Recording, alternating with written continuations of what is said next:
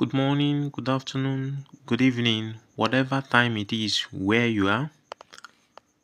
Today we'll be looking at sword, but we cannot comfortably discuss sword without understanding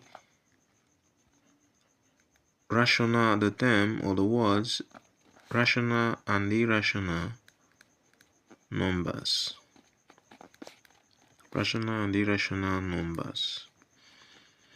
The basic knowledge of these two words will give us a background of the topic sword we are going to discuss.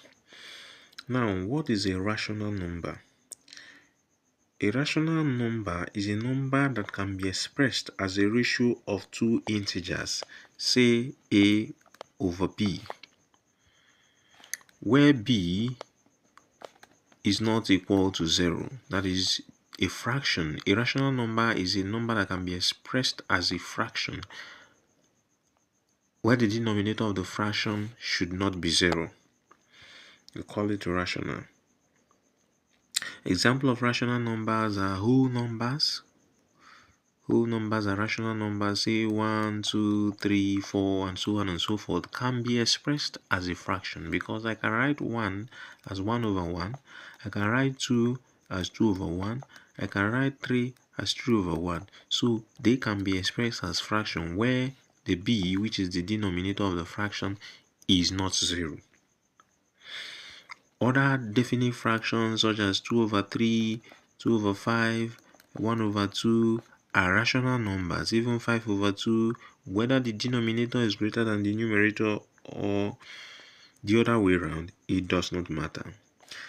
Decimals such as 2.5, 1.5, these are rational numbers because they can be expressed as 2.5 can be expressed as 25 over 10. This one can be expressed at 1.5 can be expressed as 15 over 10. So they are rational numbers. While irrational numbers are numbers that cannot be expressed as a fraction. Their values cannot be definitely determined. You cannot determine their exact values. Instead, we use approximate values. Example of such numbers are pi. Pi, we usually represent pi with 3.142, but that is an approximate value. The exact value of pi cannot be determined. Sometimes we say it's 22 over 7. It is also an approximate value. The exact value cannot be determined, and as such, pi is an irrational number. So when you are discussing sword simply means sword are the roots of rational numbers whose values cannot be expressed as exact fractions. The roots of rational numbers whose values cannot be expressed as exact fractions. Let's look at this. For instance, 2 is a rational number, but the root of 2 is irrational because 2 can be expressed as a fraction 2 over 1. The root of 2, the exact value of root 2 cannot be determined. Instead, we can determine the approximate value. Example, 7 can be determined because 7 is a whole number and can be expressed as a fraction 7 over 1. But the root of 7 cannot be expressed as a fraction. Instead, we get the approximate value in decimal form. So this is irrational, this is irrational, this is irrational. So that is how we are going to be able to differentiate that. So having known rational and irrational number, I'm not going to look at our topic of discussion, which is a sword. First of all, let's look at the rules of sword. Rules of sword. We look at the basic rules that we mostly use in sword. These are the 4 basic rules that will guide us throughout the study of everything we're going to look at in sword. Now, if you have a product of 2 sword numbers, root of a number is say root p and times root q as root of p times q. Of course, which can be written as root p q. Again, if you have the fraction of 2 swords, root p divided by root q, can be expressed as the root of p over q in that manner. But you cannot add 2 swords that are not the same. Say for instance, you have root p plus root q, it is not equal to p plus q. In the same vein, we cannot also subtract one sword from another if they are not the same. Root p plus minus root q is not equals to root p minus q. This is true, but this is not true. This is not true. This is true, this is true. This is provided both integers p and q are positive. Provided both of them are positive, that is where it holds. Now let's look at the basic forms of sword. Basic forms of sword. Basic forms of sword. Okay? If you have a sword root x is said to be in its basic form if x does not have a factor that is a perfect square. That is, amongst the factors of x, none of them is a perfect square. When you talk of a perfect square is a number whose square root will give you a whole number. A number whose square root will give you a whole number.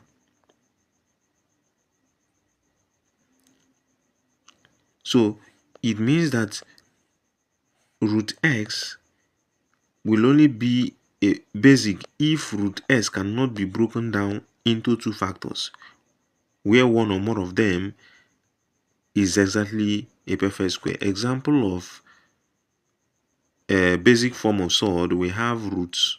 Maybe root 2 is in its basic form, root 3 is in its basic form, root 5 is in its basic form, root 7 is in its basic form. But numbers like root 4 is not in its basic form because root 4 is equal to 2. Numbers like root 8 is not in its basic form because root 8 is a product of 4 and 2. And root 4 is going to give you 2 because 4 is a perfect square. So because of that, we have something like this 2 root 2. And that makes this not a perfect square. Not in its basic form, sorry. This not in its basic form. But these ones that cannot be broken down are in their basic form. Number like 6 is also in its basic form, even though it is a product of 2 numbers, 2 and 3. 2 times 3 is 6. But none of these 2 numbers is a perfect square. Therefore, we can actually say that 6 is in its basic form.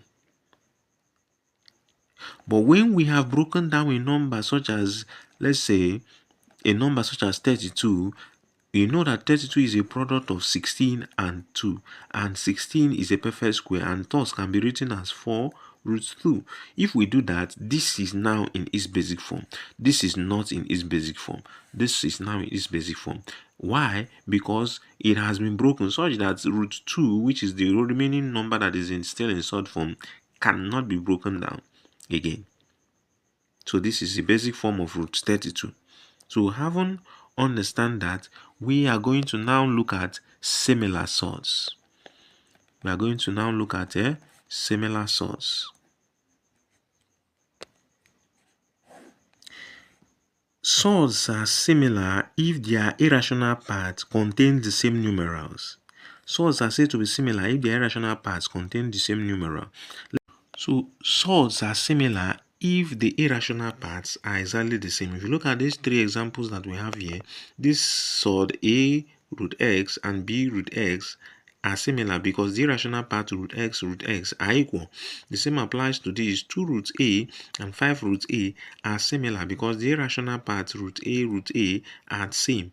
If you look at 6 root 2, 7 root 2, because both of them are having root 2, they are similar swords. But swords are not going to be similar. They are not similar if the irrational parts are not the same. If I have a root x and b root y, they are not similar. That is because root x is not equal to root y, because the irrational parts are not the same. Even if the other number is exactly the same, let's say 5 root 2 and 5 root 3, these surds are not similar because root 2 is not equal to root 3, and because they are not similar, just like we did from the onset, I said surds can be multiplied or divided amongst themselves if they are not the same. That is what I mean by not being similar. So because these surds are not similar, you cannot add or subtract one surd from the other amongst these. But in this case, because they are similar, you can actually subtract b root x from a root x. You can actually add b root x to a root x, but not in that order at which it is written. We are still going to look at that when the time comes. So we'll now look at conjugate surds. Conjugate surds are simply two surds that contains the same irrational number whose product results in a rational number. Say for instance, if I have an irrational number root x plus root y, if I multiply this root x plus root y with root x minus root y, I am going to get a number. By expansion, we know that in our elementary mathematics, if we are to open this, we say root x times root x. We are going to have root x squared. Root x times minus root y, we have minus root xy. From our product, we can actually multiply. Root y times root x, we are going to have plus root xy. And then finally, root y times minus root y, we are going to have minus root y squared. And from here, you see that this is exactly as this, and this is negative, this is positive. Of course, they can't subtract one another and go. And then we'll have root x squared minus root y squared. And in our indices, the square root here can eliminate this square, the square root here can eliminate this square, and we'll have x minus y, which is a rational number.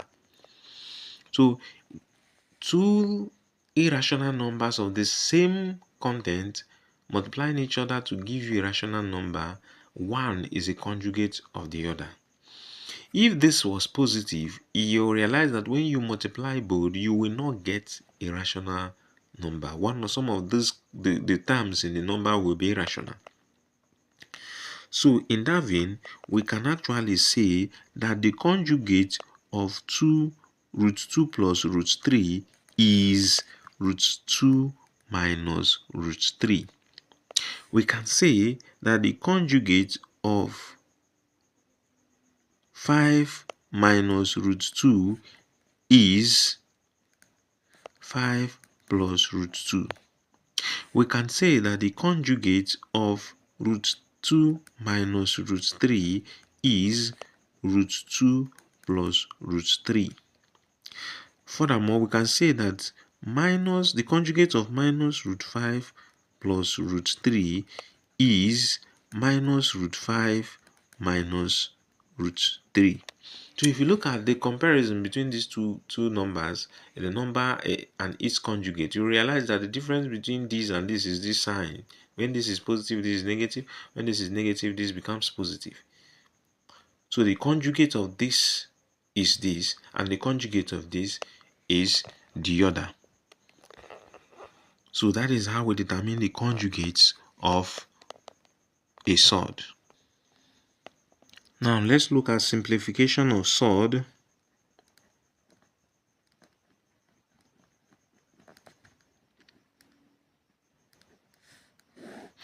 If you are asked to simplify a surd, what is expected of you to do is to solve the sword until the final answer given is in its simplest form, and its simplest form is such that the irrational number has no perfect square, has no factor that is a perfect square. Let's take an example. If you have to simplify a root 8, b root 32, c root 64. Let us simplify this. Now, starting from a root 8, what we are simply going to do is to see if there is a factor of this 8 that is a perfect square. How do you do that? I can decide to split this 8 into all its factors. And how to get the factor of a number, we can say 8 divide through by a number that can actually divide. Starting from 2, 2 divide 8, we have 4. Nothing is remaining. 2 divide 4, we have 2. And then 2 divide 2, we have 1. So the factors of 8 will be 2, 2, 2. And of course, we can combine 2 or more of these to get another factor. So if we combine 2 times 2, we have 4 and 2 as the factors of 8. So I can split this 8 into 4 and 2. And when I split it into 4 and 2, I can as well write this as root 4 times root 2. And you know that the square root of 4 is 2. But this is an irrational number, so that is 2 root 2. So root 8 is equal to 2 root 2 in its simplest form.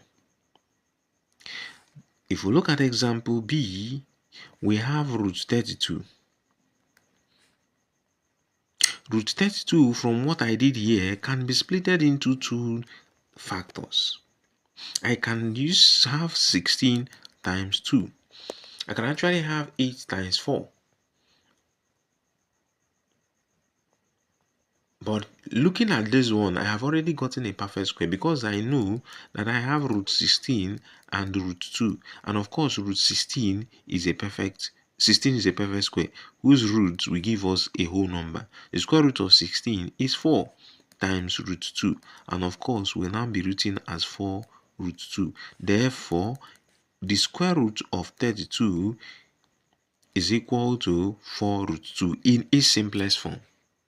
So we have been able to simplify that. The number C, which is root 64, I can break this down into 32 times 2, assuming I don't know. Now, looking at these two, none of this is a perfect square. Assuming I don't know the square root of 64.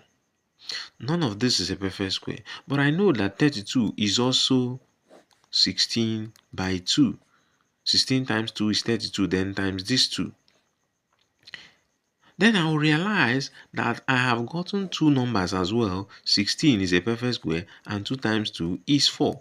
So instead of writing it as 32 times 2, I can actually write root 64 as 16 times 4, as the root of 16 times 4. From there, we have root 16 times root 4. And then you realize that the square root of 16 is what? 4. The square root of 4 is 2. And then you have that 4 times 2 is 8. So the simplest form of root 64 is 8. And then you have seen that from these three examples, to simplify a sword is simply reducing it to its lowest form, so that the sword number that is in that sword is an irrational number. Then someone will now ask, how do I know two numbers that I am going to use so that I will get a factor that is a perfect square? It's simple as that. All you need to know is to know the squares of every integer. Of course, you should know the squares of integers 1, 2, 3, 4, 5, 6, 7, 8, 9, and 10. From there, we start from there. The square of 1 is 1, of course. The square of 2 is 4. The square of 3 is 9. If you square 4, you have 16. You square 5, you have 25. You square 6, you have 36. You square 7, you have 49. You square 8, you have 64. You square 9, you have 81. And you square 10, you have 100. So if we know the squares of these numbers, we can say that the square root of these numbers as well are these other ones. So having known this, it will be easier for us to solve any sort. Say for example, we have the root of 200 and you're asked to simplify this 200. What you should ask yourself is, which of these perfect square, which of these numbers can actually, because these are perfect squares, because their square roots are whole numbers. So which of these amongst this number can actually divide 200 without remainder? 4 can do that, 25 can do that, and 100 can do that. Any one you use will still solve it and give you the right answer. Okay, let us try 4. If we try 4, we know that if 4 should divide 200, we are going to have 200 with 50 and 4, because 50 times 4 will give you 200. And having done that, I know that 4 is a perfect square whose square root is 2. So I can write this as 2 root 50. But I cannot leave it like this. I have not simplified it because root 50 also has a number, a factor that is a perfect square. Amongst these other perfect square, which one can actually divide 50 without remainder? You can see that 25 can do that. So I can solve further to say 2 roots. Instead of 50, I'll write 25 times 2. Because 25 is a perfect square. And the square root of 25 is 5. So I will also further bring out that 5. It will now be, this 2 is already here. And the square root of 25 is 5. Then we will be left with 2. So that when you say 2 times 5, you have 10 root 2. And you have been able to simplify root 200 to have a 10 root 2 in its simplest form. Another person can actually decide that 200 can be divided by, amongst the perfect square, 25 can divide 200. And when 25 divides 200, you have 8. So I can replace 200 with 25 times 8. And 25 is a perfect square whose square root is 5. So I can have 5 root 8. But I am not going to leave it like this because 8 also has a factor that is a perfect square. And amongst this number, you look at it, the only simple thing to do is just to look at these perfect squares and check if there is anyone that can actually divide what you have in the root without remainder. If there is, then you have not simplified it. So because 4 can divide 8 without remainder, we have not. When 4 simplifies 8 or divides 8 without, you will have 2. So 8 can be replaced with 4 times 2.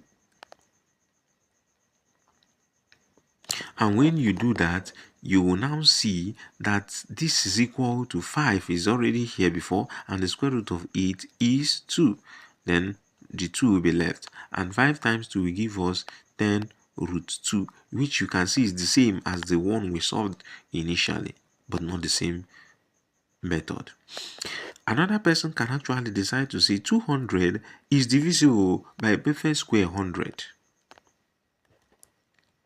And this is the simplest one we can do, easiest one. If 200 can be divided by 100, we are going to replace 200 with 100 times 2, because 100 times 2 is 200, and 100 is a perfect square whose square root is 10.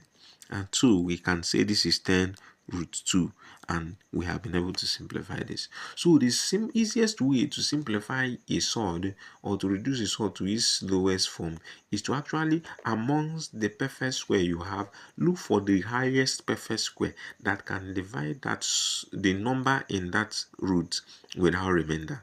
I mean the highest perfect square that can divide the number in that root without remainder. Of course, from what we've seen, you see the highest perfect square that can divide 200 without remainder is 100. And when you use 100 to divide 200, you have to have 100 by 2, and it is the easiest method to use to simplify root 200.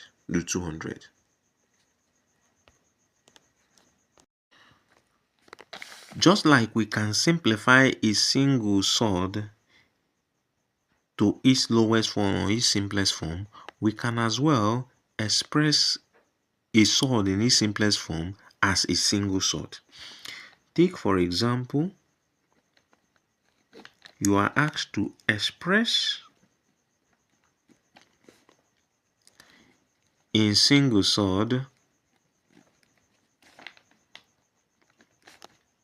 A 3 root 5, B 2 root 3, C 11 root 5. Let us stop here for the meantime.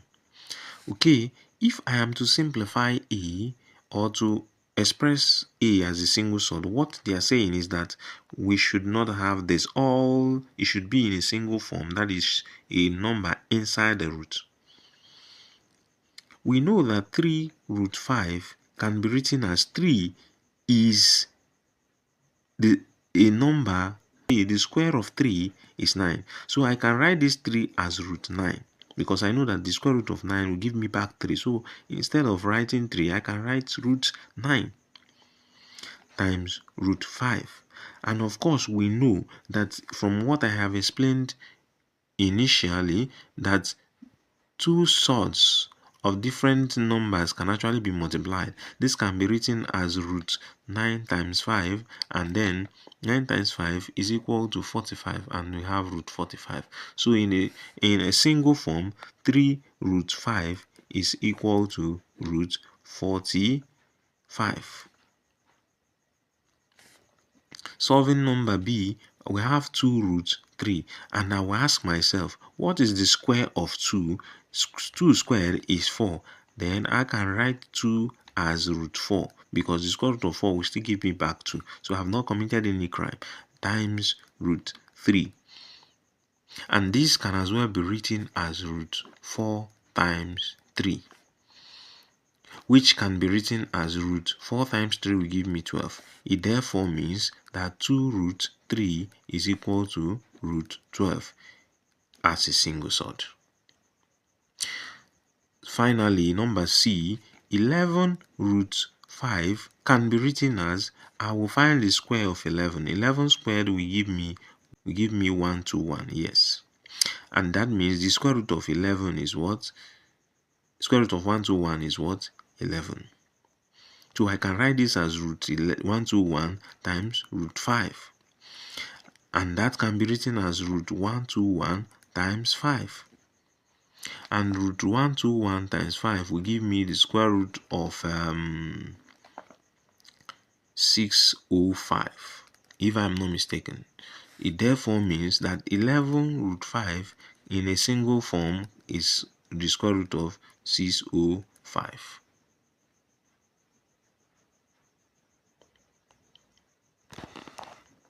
So we can see that in our next class we'll look at the addition, subtraction of surd, and some other contents of surd.